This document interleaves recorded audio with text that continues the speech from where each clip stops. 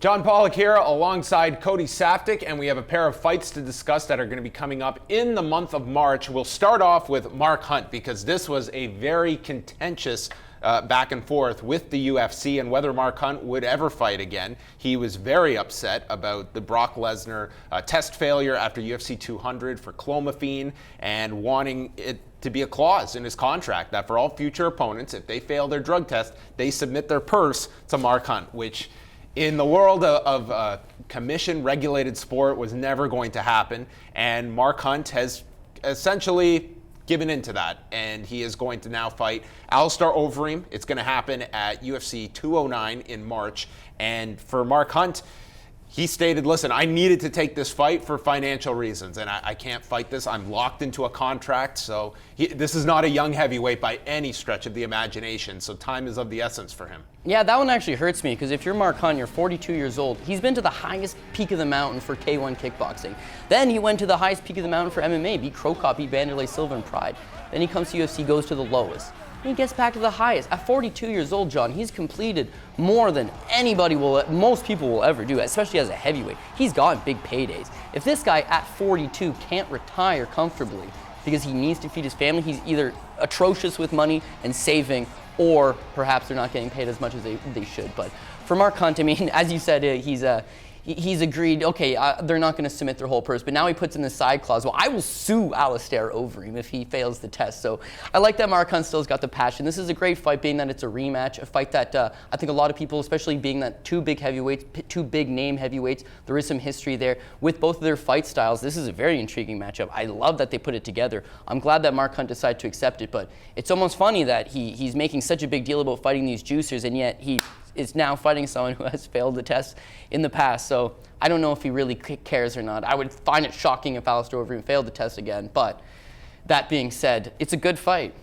And it's as well, it will be the first time we've seen Mark Hunt since UFC 200, a fight that a lot of people favored him in going into against Brock Lesnar, and was largely taken down, had his difficulties with Brock Lesnar's wrestling. Probably is not going to run into those similar problems with an Alistair Overeem, and stylistically, this figures to be a more advantageous fight to Mark Hunt because Alistair Overeem is probably going to stand with Mark Hunt. Yeah, no, it's funny you should say that. So when Mark Hunt went on that terrible 6-fight losing streak, he was getting taken down and submitted every time. Alistair Overeem was the same way. The last time they fought, Overeem just got him down and he submitted with an arm lock very easily. But you look how times have progressed, and now you start thinking to yourself, one, Mark Hunt's infinitely better at stopping takedowns, and Alistair Overeem doesn't typically go to that takedown anymore. We've seen it against Stefan Struve, sure, but that was, the center of gravity is a lot different between Stefan Struve and Mark Hunt. So now it becomes a stand-up battle, and whereas most people will look at Alistair Overeem as one of the better refined fighters in the division, if a chin is a question in the slightest bit, then you don't want to be in a spot where you're throwing strikes with Mark Hunt for a prolonged period of time. So I think the fight has a ton of intrigue. And once again, when you're trying to load up these big cards, you need name brand fighters. Alistair Overeem, a guy coming off a title challenge against Stipe Miocic in a fight that he was in fact favored over the champion, against Mark Hunt, who's coming off this fight with Brock Lesnar. They're still two big name guys. They're aging heavyweights, but it'll be a very fun fight. And I think it's a good job from the UFC on a marketing standpoint to put this fight. Now, on the light heavyweight front, Ariel Helwani reported at MMAfighting.com that they are pairing Mauricio Shogun Rua with Jean Falante for March 11th for the card in Fortaleza, Brazil, which already features Vitor Belfort taking on Kelvin Gastelum. Edson Barbosa's fighting Beneil Dariush on that card. So this is a pretty strong fight night card when you now attach Shogun to it. But he's taking on Jean Falante, and both of us were discussing this earlier, that it seemed like the fight to make at light heavyweight was Misha Cirkunov and Shogun, coming off of Cirkunov challenging him after the win in Toronto. And Halifax could have headlined that card, in my opinion. And it just seems Jean Falante, he's in a position at light heavyweight where we know this guy is never going to be a championship contender. He has fun fights. He just came off a wild one in December.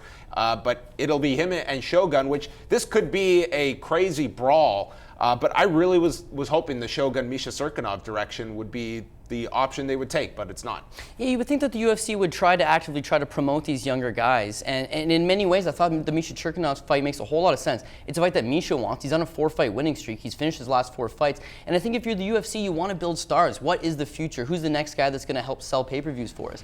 Misha looks good. He looks the part, and he's a very entertaining fighter. You want him to fight a guy like Shogun, and if he beats a guy like Shogun, then he's able to move on. I look at the matchmaking sometimes, and I just question myself. Even a match like Ryan Bader versus Little Nogueira, why not give Little Nogueira in a similar position to a guy like Misha or to a fighter that's on his way up? Instead, you've got 33-year-old Ryan Bader who goes and he thrashes this guy, and now his contract's up and he's negotiating with rival promotions. You didn't need to give him that. You could have used it for some of your other fighters, like a Corey Anderson, like a guy who's on his way up. Now, I know Shogun fought Corey Anderson the last time out, and it didn't exactly work for them, but if Jean Vellante goes out there and he beats Shogun, it doesn't really add that much to him. We know what we're getting out of Vellante. He's in his 30s, and as you mentioned, he's not going to challenge for a title. He barely squeaked over that win over Safarov because of his fight style. Against Shogun, at this point in his career, yes, he's not challenging for a title either, but he's in Brazil. He's a name in Brazil. At least let him fight that young lion on the way up. Now, it's hard to hate this fight because it's going to be a good fight. I mean, styles make fights, and this is a very good stylistical matchup.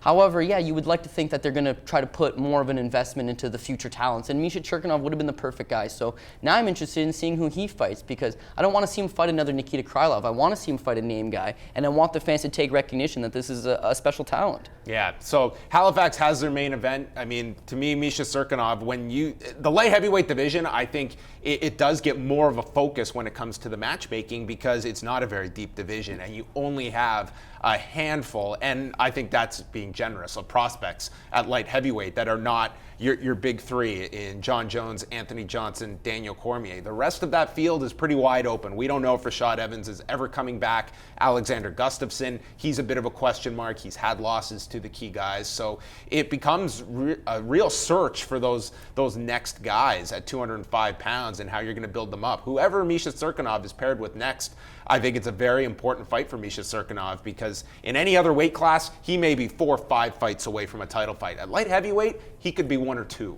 1 or 2, especially if it's a name brand guy. And Shogun is by no means a contender at this point, but he's got the name. Huge so you name. beat Shogun, and all of a sudden it's conceivable that you can get it to a title contender match or a title fight. I think you nailed it on the head. With John Jones' uncertainty, I mean, he's only just got the 1-year suspension, but with him being on the shelf, with Daniel Cormier contemplating retirement, you've got Anthony Johnson. He's already beat Gustafsson. You need contenders. Whether it's like flyweight and people are going to say, well, this guy doesn't really deserve, you need guys to fill in that void, and you need people to step up and fight. Misha is that person. However, you can't promote a good fight right now. You need him to get that marquee victory. And over someone like Shogun or a Little Nogueira or someone who's been around the division for a long time, has some name brand value, a marquee win is all he needs at this point. Chris Weidman, at light heavyweight in 2017. I'm not turning it down, to be honest. I'm going to bang that drum all year until this guy comes up to 205. It's just so wide open for this guy to come up. Stylistically, by the way, that's a great fight. That's a great fight. I mean, it probably hits the ground. Weidman's going to be the smaller guy. Misha's black belt's probably amongst the best of the 205-pound division. Sign me up. I like it. All right, there you have it. A pair of fights coming up in the month of March. For Cody Saftik, I'm John Pollock.